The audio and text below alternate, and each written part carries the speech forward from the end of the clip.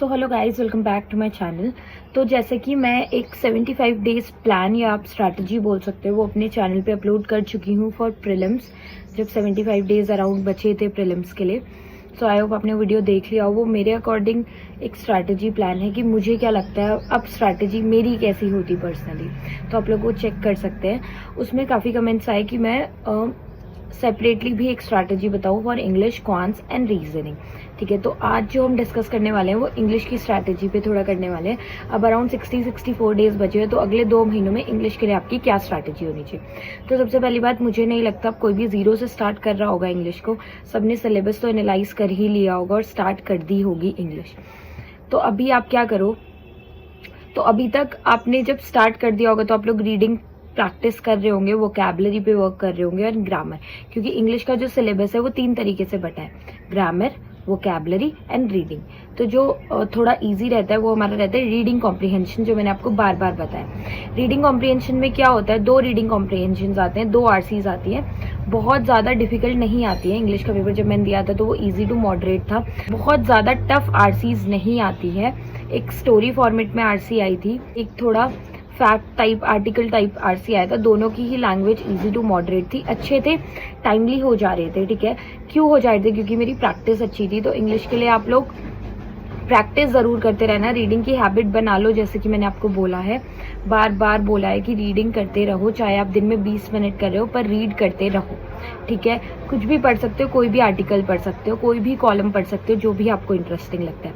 Vocabulary के लिए भी यहीं से ही काम हो जाएगा। जब आप कुछ भी नई चीज़ पढ़ते हो तो उसमें नए वर्ड ज़रूर आते हैं, तो उन वर्ड्स को स्किप मत करो, देखो उनका मतलब क्या है, उनको समझो, हो सके तो एक जगह लिख लो।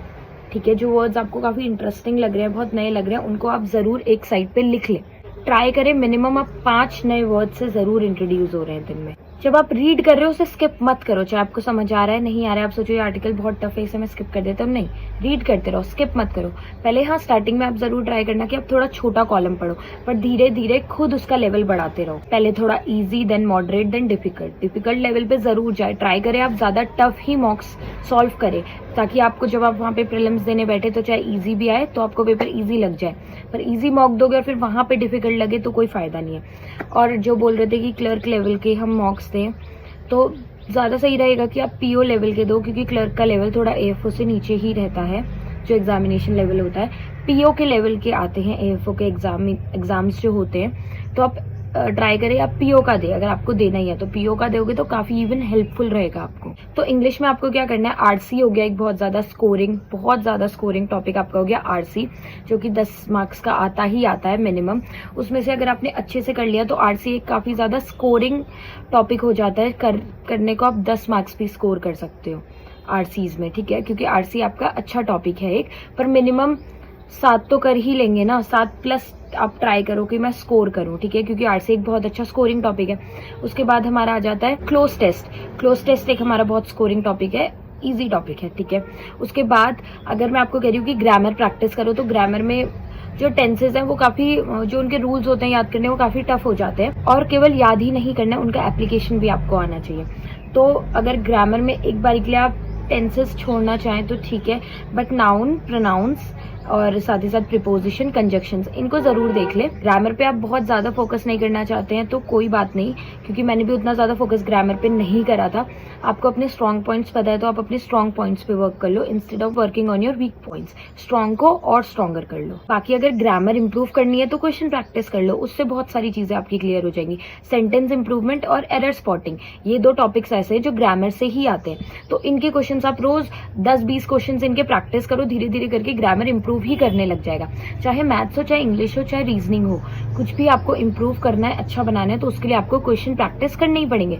तो ग्रामर अगर आपको अपना स्ट्रॉन्ग करना है तो आप error spotting and sentence improvement के क्वेश्चंस प्रैक्टिस करो, 10-20 क्वेश्चंस रोज लगाओ हर टॉपिक के। फिर क्लोज टेस्ट बताया, आरसी बताया, पैराजम्बल्स हो गया। पैराजम्बल्स एक हमारे इजियर टॉपिक है as compare to the other topics, तो पैराजम्बल्स आप प्रैक्टिस करें, पैराजम्बल्स के क्वेश्चंस लगाएं रोज।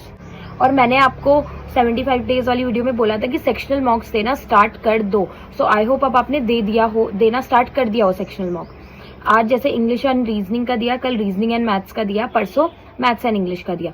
तो आप क्या करो, ट्राई करो हर ऑल्टरनेटिव डेज में आप हर एक सब्जेक्ट का मॉक दे रहे हैं। ठीक ठीक है। आप सेक्शनल मॉक्स देना स्टार्ट कर दें, अभी से ही स्टार्ट कर दें, ठीक है। 40 मिनट जाएगा आपका दिन का, कोई ज्यादा नहीं है, पर आप सेक्शनल मॉक्स देना स्टार्ट कर दे, आपको काफी हेल्पफुल रहेगा आगे। प्रीवियस ईयर पेपर जरूर देखें, मेमोरी बेस्ड आएंगे चाहे वो, पर आप जरूर देखो, आपको पता चलेगा कि टॉपिक्स कौन कौन से जिनसे क्वेश्चन पूछे जा रहे हैं। तो आप previous year memory based question जरूर देखें। डेली एक अपना प्रैक्टिस प्लान बना लो कि ठीक है, अब मुझे पता है, अब मैंने अपना सिलेबस कंप्लीट कर लिया, मैं क्वेश्चन प्रैक्टिस कर रहा हूँ, तो ज्यादा फोकस किन पे करना है। तो ठीक है, अपना प्रैक्टिस प्लान बना लिया, दिन में 2 RCs सॉल्व करनी है, ज्यादा कर लूँ पर इससे कम नहीं करनी है, 2 RCs मुझे सॉल्व करनी है।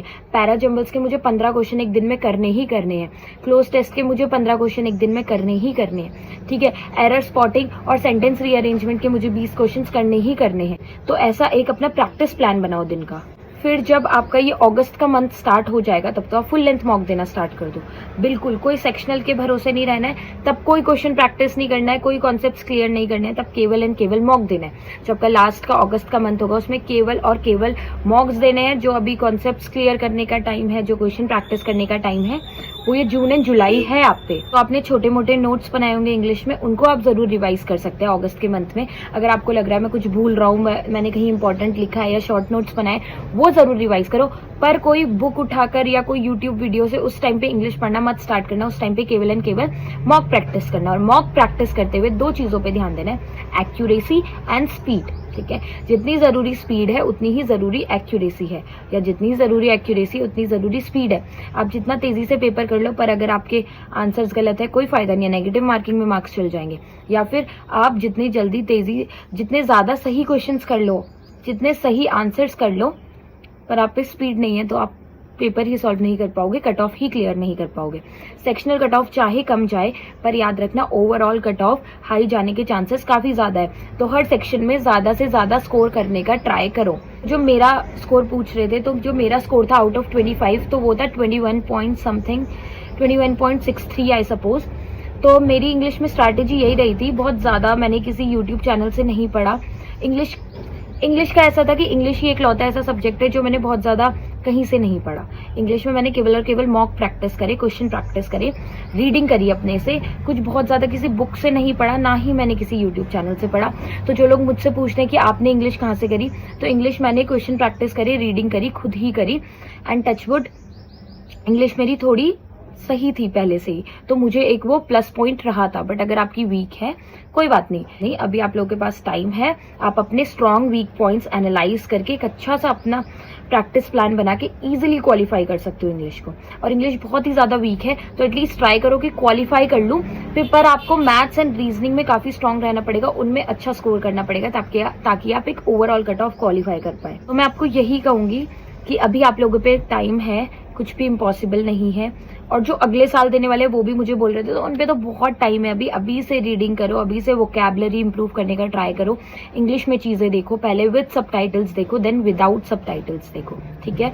डब्ड चीजें देखना बंद कर दो और कुछ इन्फॉर्मेटिव चीजें देखो इंग्लिश में, जो आपको इंटरेस्टिंग लगे आप वो देखो। इवन मैं बोलूंगी आपको कोई सीरीज देखनी है आप वो देखो, बट डब्ड मत देखो, विद सबटाइटल्स देखो, देन विदाउट सबटाइटल्स देखो, बहुत हेल्पफुल रहेगा आपके लिए। और इंग्लिश को स्किप मत करो। हाँ, चाहो तो उसके अंदर जो टॉपिक बहुत टफ लग रहे हैं उनको स्किप कर दो, बाकियों को अपना स्ट्रॉन्ग बना लो, पर एंटायरली किसी भी सब्जेक्ट को स्किप मत करना, ठीक है। अगर आपने शुरू से ही 40-45 मिनट दिए हैं अपनी इंग्लिश को, तो वो देखना आपको कितना बड़ा डिफरेंस क्रिएट करेगा आपके एग्जामिनेशन में। तभी मैंने शुरू में ही बोला था, रीडिंग करो, वोकैबुलरी इंप्रूव करने का ट्राई करो, नए वर्ड्स पढ़ो, ठीक है। सो आई होप आप लोग अच्छे से प्रिपेयर कर रहे होंगे, क्योंकि अब एग्जामिनेशन के लिए, आपके प्रीलिम्स के लिए कम ही टाइम बचा है। एंड आई होप आप सब लोगों का काफी अच्छा जाए, एग्जाम अच्छा जाएगा अगर आप लोग ऐसे ही प्रिपेयर करते रहेंगे, ठीक है। So yeah that's it for today's video. I hope आपको वीडियो अच्छा लगा है तो please do like, share and subscribe to my channel. And ऐसे ही हम मिलेंगे नेक्स्ट वीडियो में। Bye bye.